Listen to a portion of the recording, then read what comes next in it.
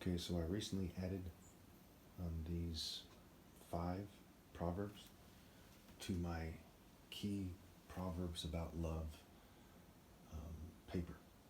There's only 2 pages right now. And also remember, they're changing my voice. Okay. Proverbs 10:20. The tongue of the righteous is choice silver, but the heart of the wicked is of little value.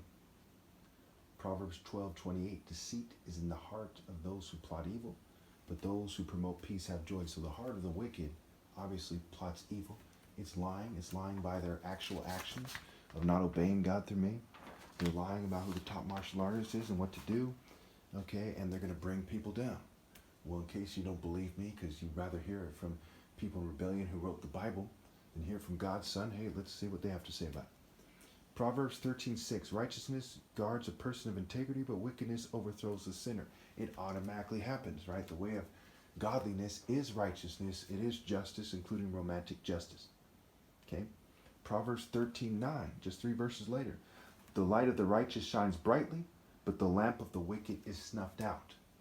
So as wickedness overthrows the sinner, they lose their soul. They don't continue with a repetition of a divine and just and righteous shine that allows them to go to heaven, which has to occur by obeying God through me. I'm the bridegroom, okay? You got to keep your lamps burning by obeying God through me, okay? Proverbs 14:11. The house of the wicked will be destroyed, but the tent of the upright will flourish. So these people who don't love their wives, they don't love their girlfriends because they married them on false pretenses. They're dating outside the divine order, what have you. Okay, their house, their union, their family, like the house of David, right? Their house will be destroyed. Okay, so when they say, hey, will you marry me? That's like a sinner saying to a chick, will you join him in his sin?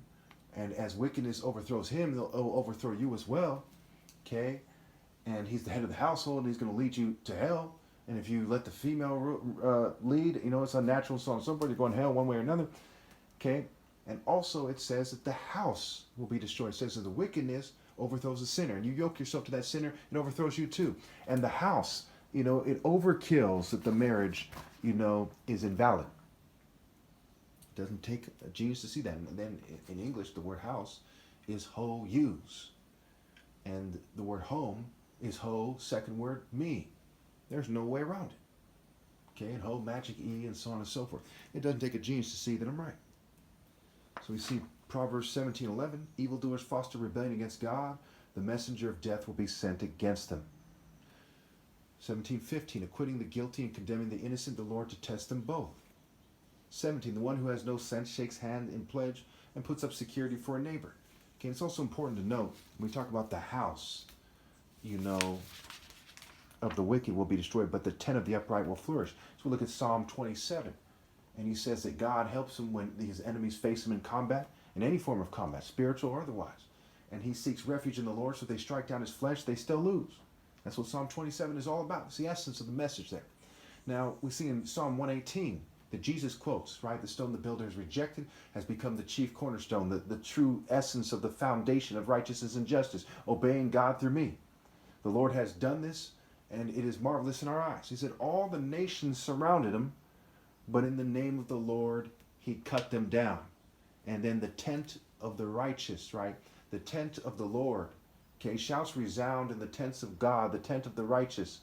Okay, the Lord's right hand has done mighty things, right? Martial arts, right? Mighty things. Royal African Falcon martial arts. Universal pinpoint and moral precision. Okay, why the African? Because he morally goes beyond the other races in this world. And all we know in reality of this world is black people have a higher spectrum of morality than everyone else.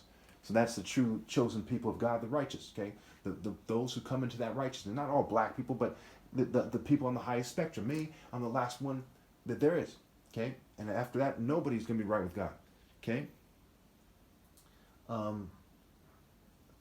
So, it's universal pinpoint and moral precision. The falcon, because it flies faster and master.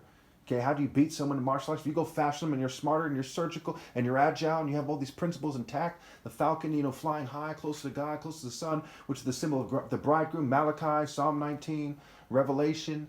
Okay, you see, the path of the righteous like the path of the righteous like the morning sun shining ever brighter to the full light of day. It's like Proverbs 4, 18 or something like that, somewhere around there. Okay? It's pretty straightforward. It doesn't take a genius to see that I must be right. Seek ye first the kingdom of heaven and his righteousness, not the flesh of people that claim to be chosen. That's every dickhead. The majority of the Jews in the Old Testament were not doing the right thing according to their own book, according to the Torah, according to the Old Testament. Okay? It's pretty straightforward. These people use technology to try, and none of them are obeying God for me. They use technology to mess up my thoughts. And it says right there, the kingdom of heaven will be taken away from them and given to a people that will perform its works. Okay? It says in Galatians 3:28, there's no Jew or Gentile, just righteous and wicked, and those who are in Christ, those who aren't. It says in Galatians 4, okay, it makes it clear that the Jerusalem in the spiritual realm, not in this world, and so on and so forth.